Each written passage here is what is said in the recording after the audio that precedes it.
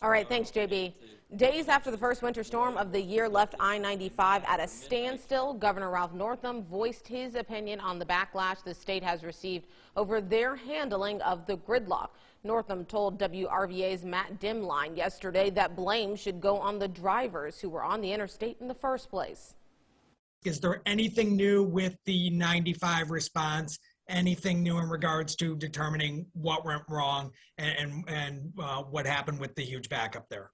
Well, Matt, I'm gonna just tell you right off the bat. I don't know why you're sitting there saying what went wrong. We knew this storm was coming. We put warnings out. Why don't you start asking some of these individuals that were out on the highway for hours? One, did you know about the storm? Two, why did you feel it was so important to drive through such a snowstorm? The governor now walking back those eyebrow-raising comments after receiving backlash from Virginians across the state, plus those from out of state who were caught up in that gridlock. And new tonight, 8 News reporter Ben Dennis spoke to one driver who was in that backup, demanding the governor taking accountability for what he said. Ben, what can you tell us based on your conversation with him?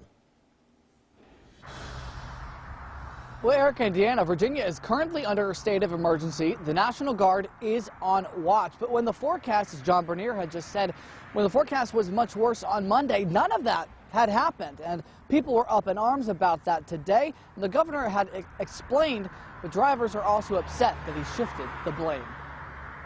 I really was angered by that comment because I didn't have a clue.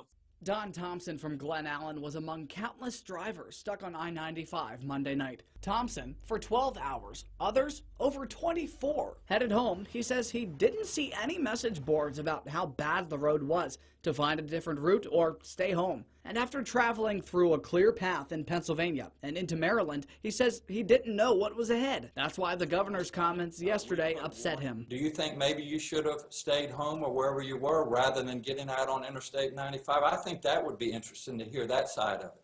Is it fair to spin that on the drivers when the state had just frankly failed to prepare? We certainly don't want to blame the drivers. Again, I feel sorry for folks that were stuck on the highways for hours. The governor no longer pointing the finger at drivers as we caught up with him one-on-one this afternoon. Should the state have done more to prepare ahead of Monday? What we're going to do is look at an after-action report, and I think one of the areas that we really can focus on is how we communicate with motorists.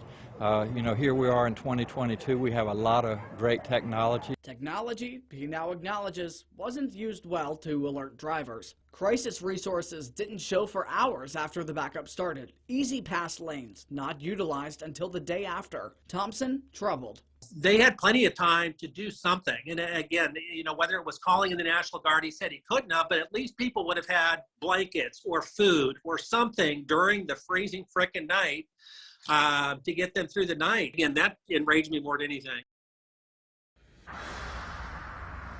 So why did Northam declare a state of emergency ahead of the upcoming storm? Well, he says that it wasn't just for what might lie ahead. It's because there have been some ongoing problems from Monday, namely power outages. In Richmond, Ben Dennis, 8 News.